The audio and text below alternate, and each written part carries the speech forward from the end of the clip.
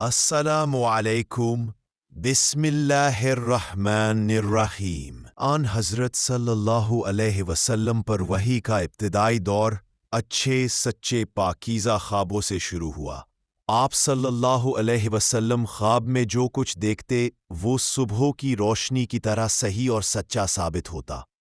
پھر من جانب قدرت آپ صلی اللہ علیہ وسلم تنہائی پسند ہو گئے اور آپ صلی اللہ علیہ وسلم نے غار حرا میں خلوت نشینی اختیار فرمائی اور کئی دن اور رات وہاں مسلسل عبادت اور یاد الہی و ذکر و فکر میں مشغول رہتے۔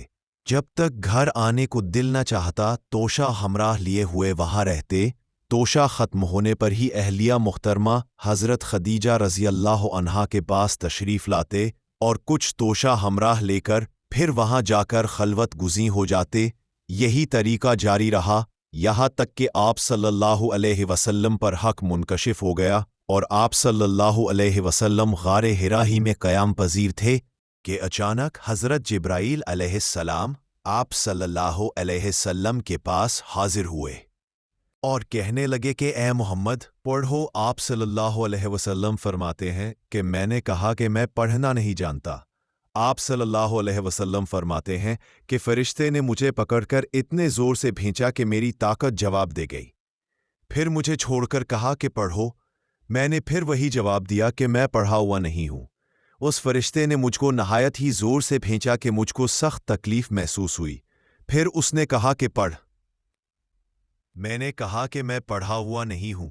فرشتے نے تیسری بار مجھ کو پکڑا اور تیسری مرتبہ پھر مجھ کو بھیجا۔ پھر مجھے چھوڑ دیا اور کہنے لگا کہ پڑھو اپنے رب کے نام کی مدد سے جس نے پیدا کیا اور انسان کو خون کی پھٹکی سے بنایا۔ پڑھو اور آپ کا رب بہت ہی مہربانیاں کرنے والا ہے۔ پس یہی آیتیں آپ صلی اللہ علیہ وسلم حضرت جبرائیل علیہ السلام سے سن کر اس حال میں غار حرا سے واپس ہوئے کہ آپ صلی اللہ علیہ وسلم کا دل اس انوکھے واقعہ سے کانپ رہا تھا۔ آپ صلی اللہ علیہ وسلم حضرت خدیجہ کے ہاں تشریف لائے اور فرمایا کہ مجھے کمبل اڑھا دو۔ لوگوں نے آپ صلی اللہ علیہ وسلم کو کمبل اڑھا دیا۔ جب آپ صلی اللہ علیہ وسلم کا ڈر جاتا رہا تو آپ صلی اللہ علیہ وسلم نے اپنی زوجہ محترمہ حضرت خدیجہ رضی اللہ عنہا کو تفصیل کے ساتھ یہ واقعہ سنایا اور فرمانے لگے کہ مجھ کو اب اپنی جان کا خوف ہو گیا ہے۔ آپ صلی اللہ علیہ وسلم کی اہلیہ محترمہ حضرت خدیجہ رضی اللہ عنہا نے آپ صلی اللہ علیہ وسلم کی ڈھارس بندھائی اور کہا کہ آپ کا خیال صحیح نہیں ہے۔ خدا کی قسم آپ کو اللہ کبھی رسوا نہیں کرے گا۔ آپ تو اخلاق فاضلہ کے مالک ہیں۔ آپ تو کنبہ پرور ہیں، بے کسوں کا بوجھ اپنے سر پر رکھ لیتے ہیں، مفلسوں کے لیے آپ کماتے ہیں، مہمان نوازی میں آپ بے مثال ہیں اور مشکل وقت میں آپ امر حق کا ساتھ دیتے ہیں۔ ایسے اوصاف حسنہ والا انسان یوں بے وقت ذلت و خواری کی موت نہیں پا سکتا۔